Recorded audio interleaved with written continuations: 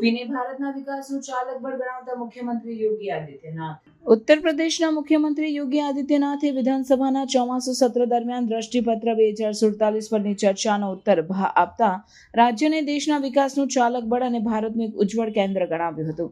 તેમણે ભારપૂર્વક જણાવ્યું કે રાજ્યની પ્રગતિ વડાપ્રધાન નરેન્દ્ર મોદીના વિકસિત ભારતના સંકલ્પને સાકાર કરવાની દિશામાં એક મહત્વપૂર્ણ પગલું છે।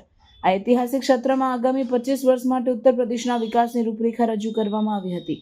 ચર્ચા દરમિયાન મુખ્યમંત્રી રાજ્યમાં ચાલી રહેલા માળખાગત વિકાસના કાર્યો પર પ્રકાશ પાડ્યો હતો। તેમણે ઉલ્લેખ કર્યો કે ઉત્તર પ્રદેશમાં 22 જેટલા દુર્ગતિ માર્ગોનું નિર્માણ કાર્ય પ્રગતિમાં છે। આ ઉપરાંત તેમણે 594 કિલોમીટર લાંબા ગંગા એક્સપ્રેસ વે અને તીવ્ર ગતિ રેલ જેવી મહત્વાકાંક્ષી પરિયોજનાઓનો પણ ઉલ્લેખ કર્યો હતો, જે રાજ્યની કનેક્ટિવિટી અને આર્થિક વિકાસને નવી ગતિ આપશે। આ પરિયોજનાઓનો ઉદ્દેશ્ય ઉત્તર પ્રદેશને દેશના સૌથી વિકસિત રાજ્ય તરીકે સ્થાપિત કરવાનો છે। આ દ્રષ્ટિપત્ર 2047 પર ચર્ચા કરવા માટે વિધાનસભામાં 13 અને 14 ઓગસ્ટના રોજ સતત 24 કલાકના વિશેષ સત્રનું પણ આયોજન કરવામાં આવ્યું હતું, જેનો હેતુ રાજ્યના સર્વાંગી વિકાસ માટે તમામ પક્ષોના મંતવ્યો અને સૂચનોને સામેલ કરવાનો હતો।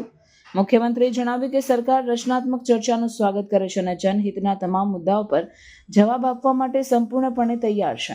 તેમણે સ્પષ્ટ કર્યું કે સરકારનો સંકલ્પ યુવાનોના ભવિષ્ય, રાજ્યના વિકાસ અને જનતાની આકાંક્ષાઓને પૂર્ણ કરવાનો છે।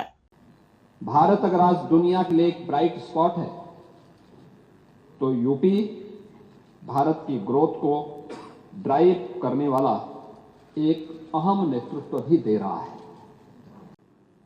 अब यूपी सुशासन से, अपने गुड गवर्नेंस से आज उत्तर प्रदेश की पहचान है।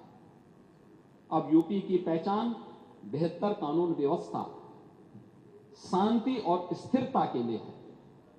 अब यहां वेल्थ क्रिएटर्स के लिए नित्य नए अवसर बन रहे हैं। इंफ्रास्ट्रक्चर के साथ साथ यूपी में सरकारी सोच और अप्रोच में एक सार्थक बदलाव आया है।